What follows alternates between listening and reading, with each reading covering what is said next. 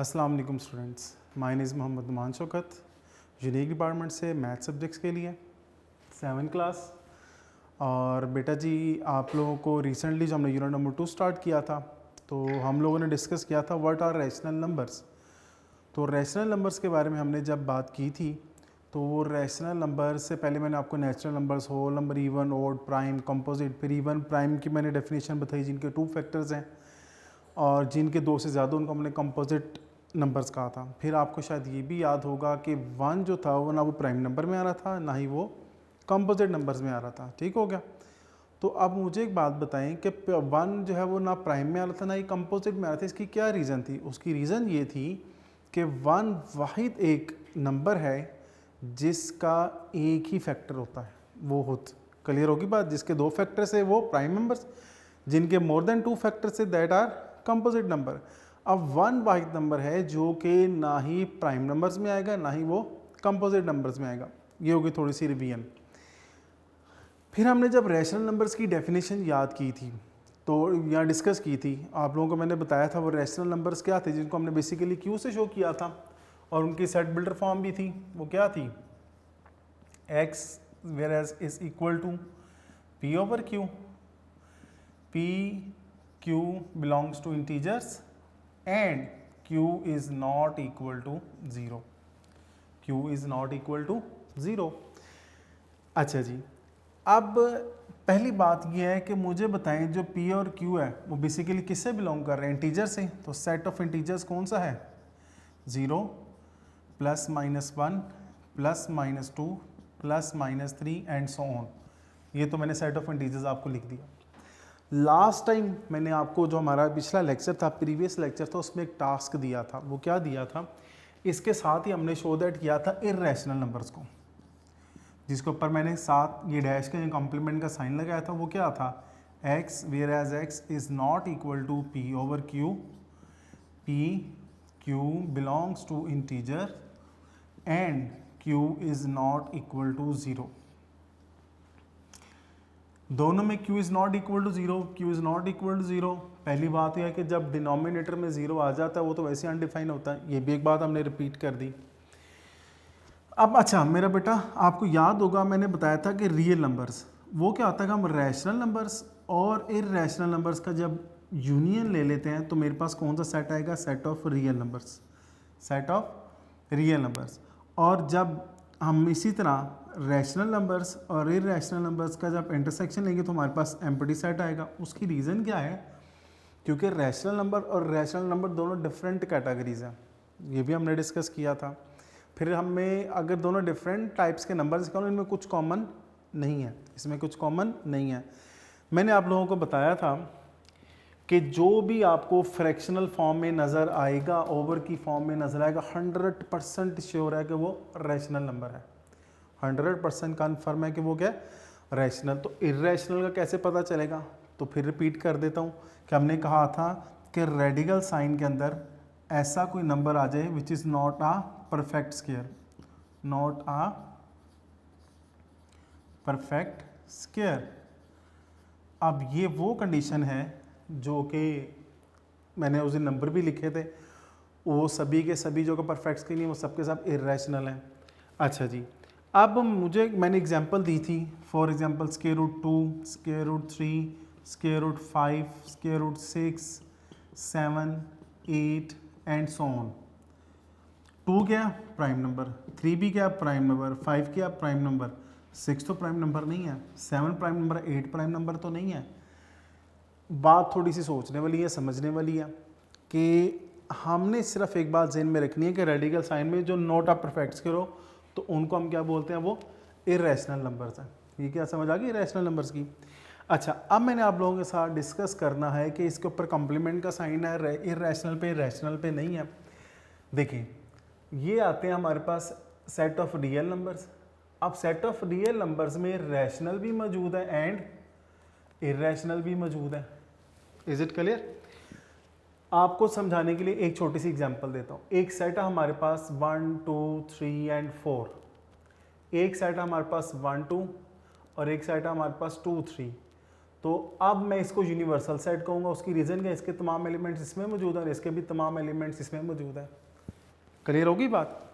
इसका मतलब जो ए सेट है और जो बी सेट है वो दोनों के दोनों इसके क्या है, बेसिकली सबसेट है, तो यूनिवर्सल। इसी तरह रैशनल नंबर्स भी रियल में मौजूद है और इर्रेशनल नंबर भी रियल में मौजूद है।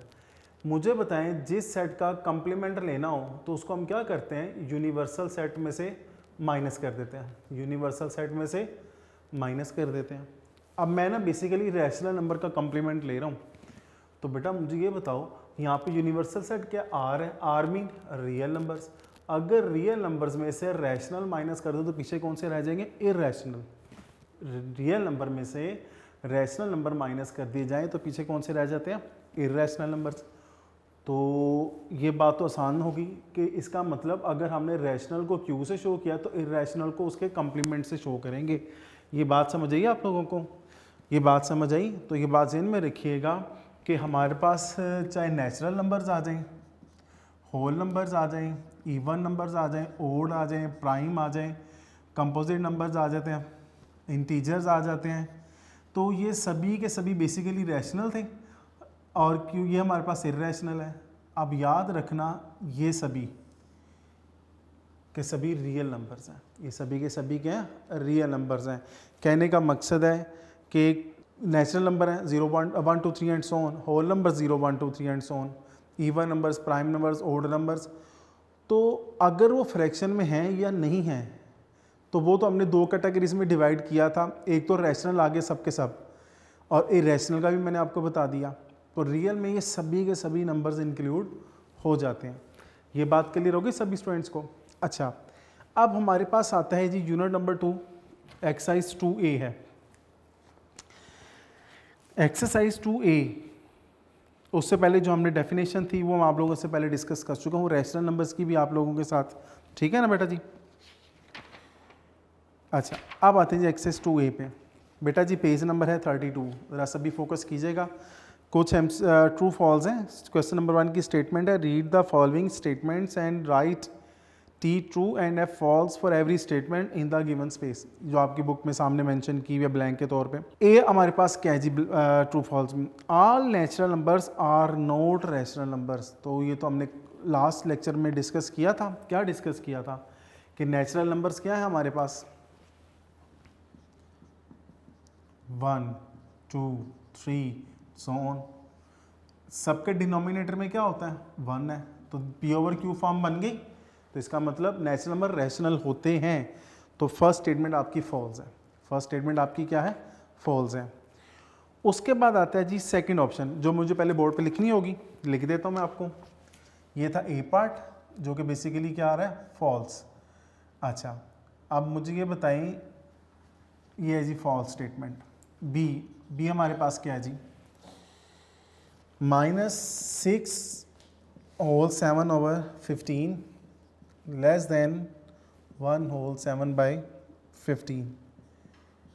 इसको तो सोचने की ज़रूरत ही नहीं है, क्योंकि ये तो हम इनिशियल क्लासेस में या इससे पहले वाली क्लास में भी हम इस चीज़ को पढ़ चुके हैं, देख चुके हैं। ये मेरे पास नेगेटिव है और इससे पहले कोई साइन है तो डेफिनेटली ये पॉजिटिव है। तो पॉजिटिव नंबर तो हमेशा नेगेटिव से ग्रेटर होता है। हमने ये नहीं देखना ये 6 और 1 है।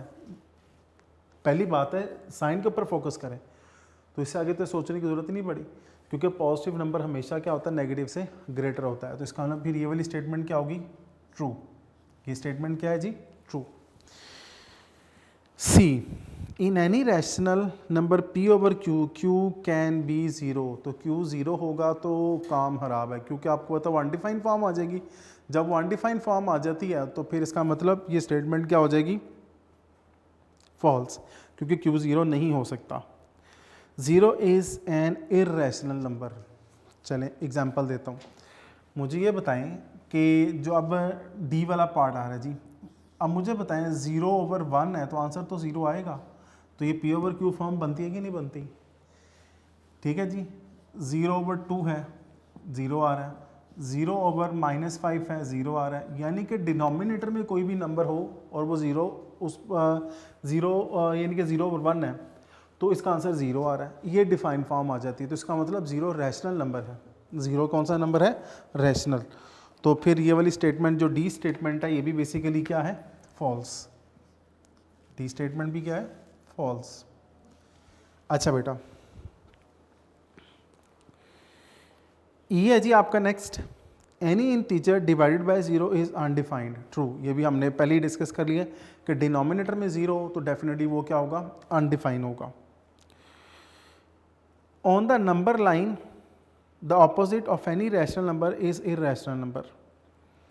अच्छा जी, नंबर लाइन चलें, वैसे आगे हमारे जो क्वेश्चन आ रहा है क्वेश्चन नंबर 2 वो नंबर लाइन पे ही है। आपने एक बात बेटा जी जेन में रखनी है, मैंने बेसिकली अभी जो है वो सेट ऑफ इंटीजर्स लिखा, वैसे नंबर लाइन पे सभी रियल नंबर्स आते हैं, बात जेन में रखिएगा। नंबर लाइन्स में कौन से सभी नंबर्स आते हैं, रियल, चाहे वो फ्रैक्शनल फॉर्म में है या नहीं है। हम इसको लिखते हैं ज़ीरो, ज़ीरो के राइट साइड पे पॉजिटिव नंबर्स आएंगे 1 2 3 एंड सो ऑन।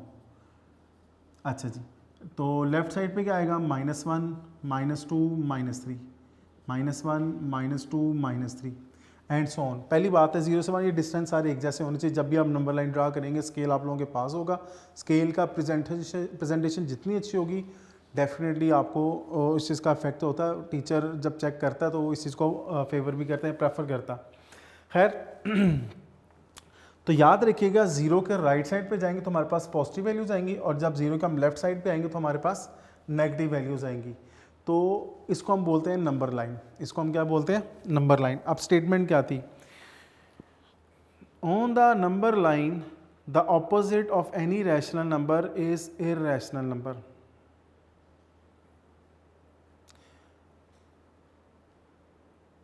तो ठीक है जी, आपका ट्रू, क्योंकि आपको जहाँ पॉजिटिव नंबर मिल रहा है तो उसके ऑपोजिट साइड पे आपको कौन सा नंबर मिलेगा, डेफिनेटली नेगेटिव। लेकिन वो इरैशनल नहीं होगा, वो इरैशनल हो भी सकता है क्योंकि रियल, अच्छा मैंने आपको भी बताया कि जो नंबर लाइन है बेसिकली रियल नंबर्स की है ना। चलें थोड़ा सा मजीद डिटेल में बताया, तो इसमें से सोच रहा था रियल नंबर्स में देखा जाए रैशनल नंबर्स भी आते हैं और इरैशनल नंबर्स भी आ जाते हैं। तो फिर आपकी स्टेटमेंट क्या हो जाती है, ट्रू हो जाती है। एवरी गिवन फ्रैक्शन, नेक्स्ट जी आपका है, every given fraction is a rational number. तो आपको मैंने ये बात रैशनल नंबर जब एक्सप्लेन किया था तो बताया था कि कोई भी नंबर फ्रैक्शनल फॉर्म में आ गया है, कोई भी आपके पास P/Q फॉर्म में आ गया है तो 100% श्योर है कि वो रैशनल होगा। तो आपकी ये ट्रू स्टेटमेंट आ जाती है। ठीक है बेटा जी। अच्छा अब हम आते हैं जी नेक्स्ट क्वेश्चन की तरफ। अच्छा बेटा, पेज नंबर आपका है 33। क्वेश्चन नंबर 2 है, कहता है represent the following rational numbers on the number line. Question number 2 वो कहता है represent the following rational number on the number line. Represent the following rational numbers on the number line।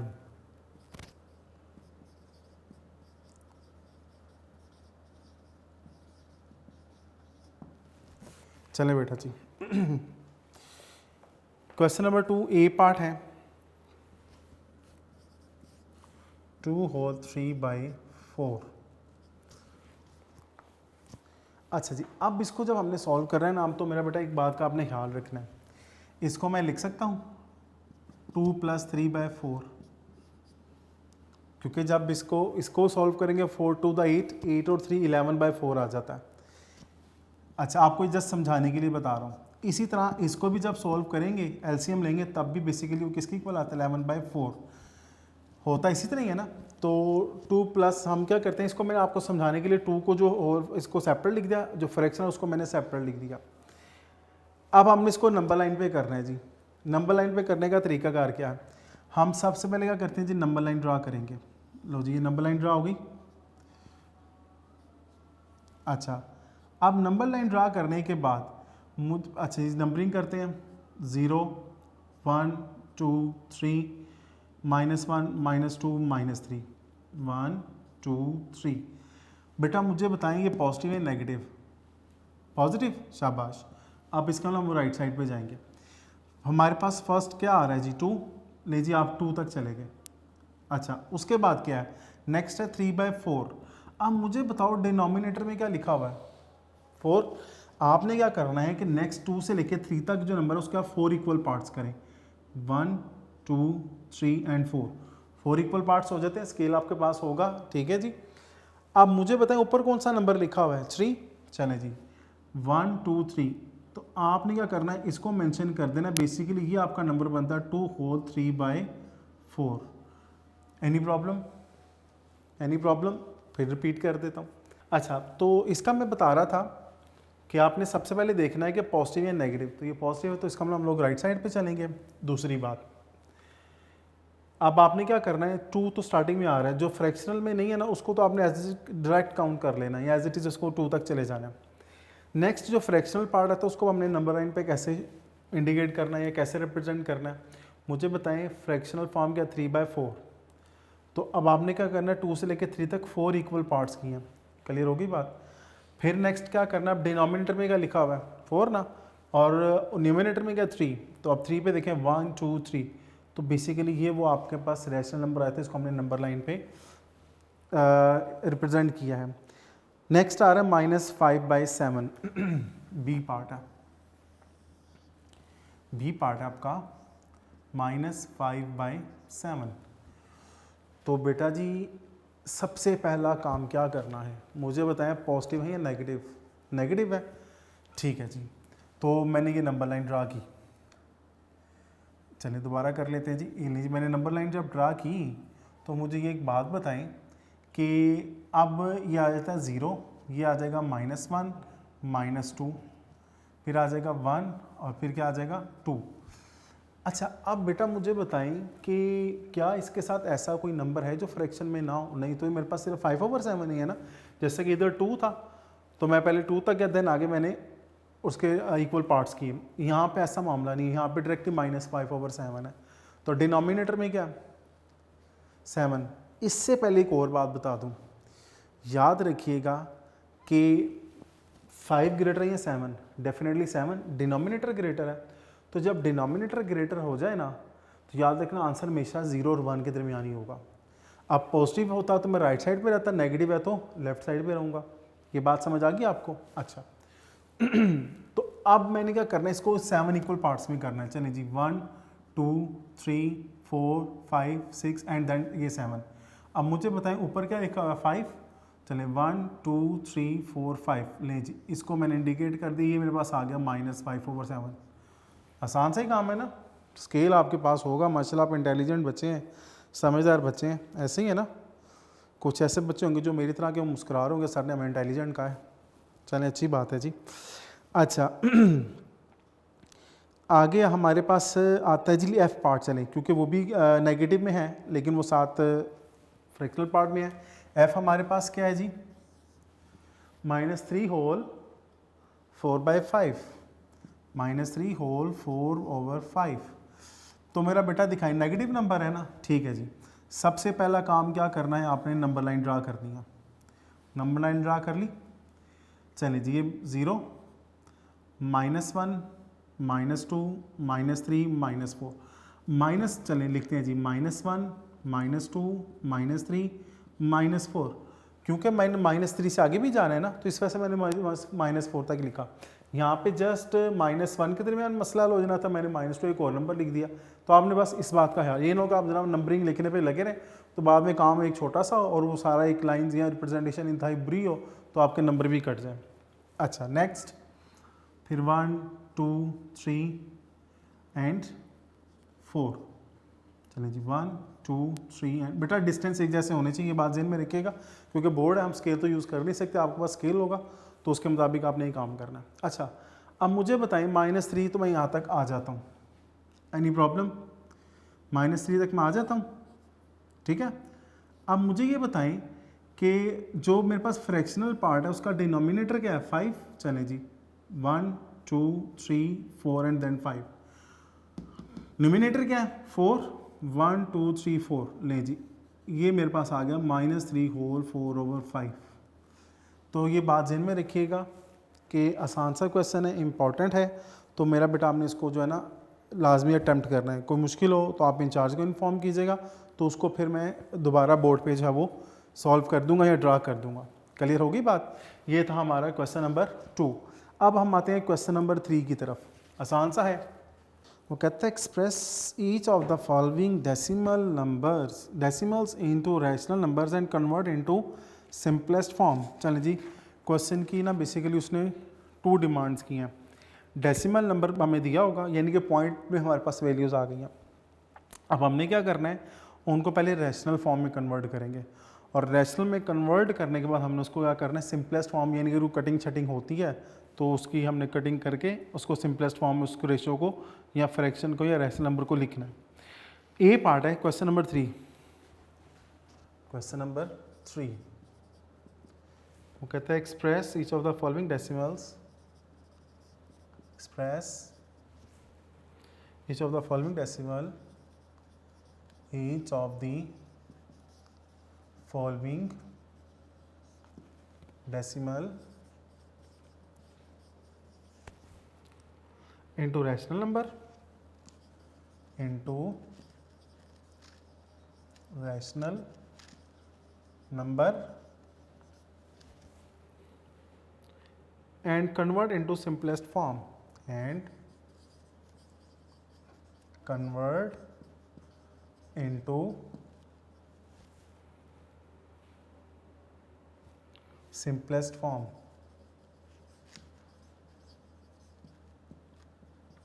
चलें जी करते हैं। ए part है आपके पास 0.125। स्टूडेंट्स को 1 to 5 तो वैसे ही बहुत पसंद होता है, मेल स्टूडेंट्स को ऐसे ही है जी। अच्छा, पहली बात बेटा जी आपने एक बात जहन में रखनी है। वो बात क्या जहन में रखनी है, पॉइंट के बाद जो वैल्यू पढ़ी जाती है इसको मैं 125 नहीं पढ़ सकता या 125 नहीं पढ़ सकता।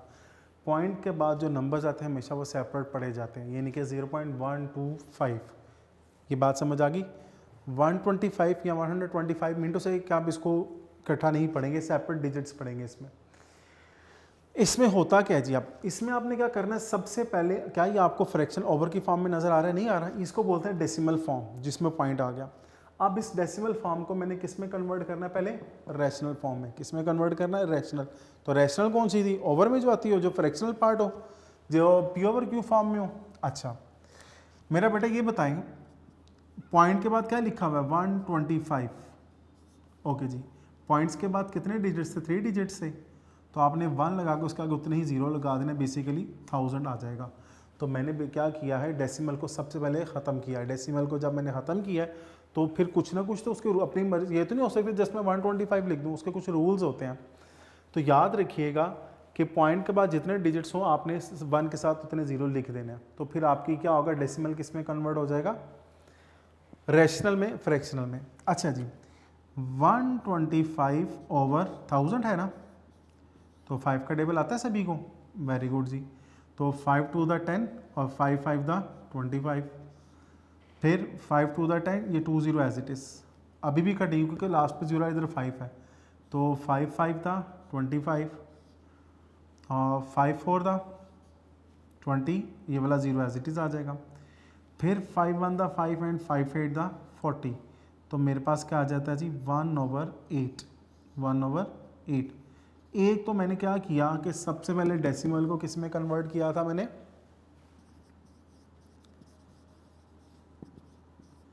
डेसिमल को सबसे पहले किस में कन्वर्ट किया हमने? रैशनल में। रैशनल में कन्वर्ट करने के बाद मैंने क्या किया कि जो कटिंग हो रही थी, कटिंग करते हुए उसको सिंपलेस्ट फॉर्म में लिख दिया। क्वेश्चंस की डिमांड क्या थी कि इस डेसिमल को किस में कन्वर्ट करें? रैशनल को, और रैशनल को बाद में किस में कन्वर्ट करना है? सिंपलेस्ट फॉर्म में। ठीक है बेटा। अच्छा, फिर आपका आता है जी बी पार्ट -4.65। बी पार्ट है -4.65। तो माइनस का साइन एज इट इज़ चलेगा साथ, आपने उसको देख के परेशान नहीं होना जी। तो 465 ओवर 1000 आएगा? बताएं ज़रा मुझे। बिल्कुल भी नहीं। उसकी वजह क्या है, पॉइंट के बाद हमने हमेशा डिजिट्स काउंट करने हैं। तो 2 डिजिट्स आ रहे हैं तो डेफिनेटली 1 के आगे हम कितने 0 लगाएंगे? 20। Any problem? समझ आ रही है बात की? अच्छा, अब इसके लास्ट पे तो 5 है इसका मतलब, और इसके लास्ट पे 0 कटिंग हो सकती है, करके देखते हैं। 465/100। तो मेरा बेटा देखें ज़रा, 4 9 दा 45 होते हैं और ये हो जाएगा 15, तो 5 3 दा 15 और इसमें देखा जाए 5 2 दा 10, 820 एज इट इज़। अब 93 जहाँ तक मुझे याद पड़ता है इसकी कोई कटिंग नहीं होगी क्योंकि नीचे 20 आ रहा है, तो मेरे पास आ जाता है जी -93/20। Any problem? Any problem students? समझ आ गई सभी को? वेरी गुड जी। अच्छा, नेक्स्ट आपका आता है जनाब, अब मैं आपका करवाता हूँ इसमें सी पार्ट, डी पार्ट करवा देता हूँ। चलिए स्पेस है हमारे पास, अभी डी पार्ट सोल्व करवाते हैं। डी पार्ट क्या है हमारे पास? 155.5 155.5। तो मेरा बेटा बताएं ज़रा, 1 हमने डेसिमल को ख़त्म करना है, डेसिमल हमें नज़र नहीं आना चाहिए। तो पॉइंट के बाद कितने डिजिट्स थे? 1, लो जी 1 0 आएगा, 10 आ गया। अभी भी इनकी कटिंग हो सकती है। अब हम कटिंग करके देखते हैं कटिंग कैसे होगी।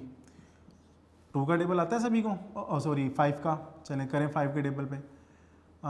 5 3 दा 15, 5 1 दा 5, 5 1 दा 5 और 5 2 दा क्या होगा? 10, यानी कि 311/2। अच्छा, अब मुझे ये बताएं कि ऊपर वाली वैल्यू ग्रेटर है, डिनोमिनेटर उससे कम है, लेस है, तो क्यों ना इसको हम डिवाइड करें ज़रा। तो 311 को हम डिवाइड अगर करते हैं 2 पे, तो 2 1 दा 2, 1 नेक्स्ट नंबर 1 आ जाएगा, 2 5 दा 10, फिर नेक्स्ट 1 आ जाएगा, तो 2 5 दा 10। तो याद रखना इसका तरीकाकार होता है कोशेंट, रिमाइंडर ओवर डिवाइज़र। तो मेरा बेटा बताएं कोशेंट क्या है आपके पास? 155। रिमाइंडर क्या है आपके पास? 1, और किस पे डिवाइड कर रहे थे आप? 2। Any problem? यकीनन आपके ज़हन में एक सवाल आया होगा, हालांकि बुक में ये आंसर मौजूद है इसका। आपने कहा सर ये नेगेटिव नंबर है, तो अब देखा जाए माइनस लेट्स सपोज नहीं है, तो 93/20 है ना, तो इसको भी तो हम कर सकते थे। अच्छा, तो अब ये बात ज़हन में रखिएगा कि जब आपने फिर इसको करना ना, लेट्स सपोज कि 93, चलें समझो माइनस का साइन नहीं है, ये भी बात आपको बताते हो। 20 पे करें ज़रा, 24 का क्या होगा? 80, तो रिमाइंडर क्या आएगा? 13। तो अब इसको लिखना कैसे है? क्या था? Quotient, remainder over divisor. अब आपने एक बात ज़हन नशीन कर लेनी है बेटा जी। वो ज़हन नशीन क्या करनी है? मुझे बताइए, इधर माइनस का साइन है ना, तो माइनस, अब क्वेश्चन क्या है हमारे पास? बोलें 4, रिमाइंडर क्या है हमारे पास? 13, और डिवाइज़र क्या है हमारे पास? 20। इसमें मैं एक मिस्टेक कर रहा हूँ, वो कैसे मैं आपसे वो डिस्कस करता हूँ, फिर उसको करेक्ट करता हूँ। 20 को 4 से मल्टीप्लाई किया, -80, -80 में +13 करेंगे तो आंसर तो फिर 67 हो जाएगा, जबकि मुझे क्या चाहिए? 93। पता आ रहे, समझ आ रही है? तो आपने क्या करना, फिर 13 से पहले भी माइनस का साइन यूज़ करेंगे। 13 से पहले भी माइनस का साइन यूज़ कर सकते हैं। उसमें अब क्या होगा, बेसिकली इसको इससे मल्टीप्लाई करें -80 और माइनस, क्योंकि आपको पता है बेसिकली इसको इससे मल्टीप्लाई किया जाता है और जो आंसर आता है उसमें ही ऐड किया जाता है, तो प्लस माइनस क्या हो जाएंगे? माइनस, तो फिर हमारे पास -93 आ जाता है। लेकिन आपकी बुक में ये आंसर अगर यहाँ तक भी रहने देंगे तो आपके नंबर डिडक्ट नहीं होंगे। ठीक है बेटा?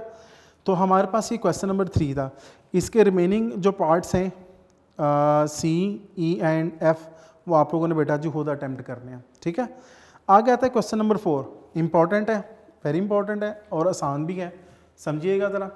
अच्छा बेटा, क्वेश्चन नंबर 4 है, वो हम डिस्कस करेंगे इंशाल्लाह नेक्स्ट लेक्चर में, जो भी मैं आपसे क्योंकि वो इम्पॉर्टेंट भी है। साथ ही क्वेश्चन नंबर 5, उसमें भी नंबर लाइन का हमने करना है, साथ असेंडिंग और डिसेंडिंग ऑर्डर को डिस्कस करना है, तो वो मैं नेक्स्ट लेक्चर में इंशाल्लाह आपसे डिस्कस करूँगा कल। तो उससे पहले एक छोटा सा, बिल्कुल एक छोटी सी बात बता दूँ आप लोगों को। बेसिकली हम जितना सुन्नतों पर अमल करेंगे हमारी ज़िंदगी उतनी आसान होती जाएगी और वो उतनी अच्छी बात हो जाएगी। तो हमारे प्यारे नबी जो है ना, उनका एक बड़ा ही प्यारा तरीक़ाकार होता है, रहा है, और उसको समझ लें कि हर बात में हिकमत होती है। जैसे कि कहते हैं हर काम जो है ना हमें सीधे हाथ से करना चाहिए, इस बात से एग्री करते हैं ना। फॉर एग्जांपल हम कपड़े पहने तो पहले सीधा बाजू है, जूता पहने तो पहले सीधा पहने। अगर मैं जब चलता हूँ तो मेरी कोशिश होती है कि मैं सीधे हाथ चलूँ रोड के, ठीक है ना। तो जब हमने कपड़े उतारने हैं, तो फॉर एग्जांपल ये कमीज़ या ये उतारनी है मैंने शर्ट, तो मैं पहले क्या करूँगा, पहले लेफ़्ट वाला बाजू निकालूंगा, ठीक है ना, या जूती उतारनी है तो पहले लेफ़्ट वाला। तो इसी तरह हमारे प्यारे नबी ने हर ज़िंदगी हर मामलात के बारे में तरीक़ाकार बताया। ये कुछ दिन पहले भी बात हो रही थी इस हवाले से। वो क्या बात हो रही थी कि हम लोग जब वाशरूम दाखिल होते हैं या मस्जिद, जो ज़्यादा इंपॉर्टेंट नमाज के लिए मस्जिद जाते हैं, तो मस्जिद में जब दाखिल होते हैं तो कहते हैं पहले सीधा पाँव दाखिल करना चाहिए, और जब मस्जिद में से बाहर निकल रहे हैं तो उल्टा पाँव बाहर निकालना चाहिए पहले। इसी तरह जब हम वाशरूम जाते हैं तो पहले हमें क्या करते हैं कि उल्टा पाँव रखना चाहिए, और जब वाशरूम से बाहर आते हैं तो हमें सीधा पाँव पहले बाहर निकालना चाहिए। लॉजिक तो है कि देखें वो मस्जिद है, उसमें है कि सीधा पाँव हमने पहले रखना है, और जब वाशरूम में हमने उल्टा पाँव, डिफरेंस ऑपोजिट काम हो गया, बिल्कुल उलट हो काम हो गया ना।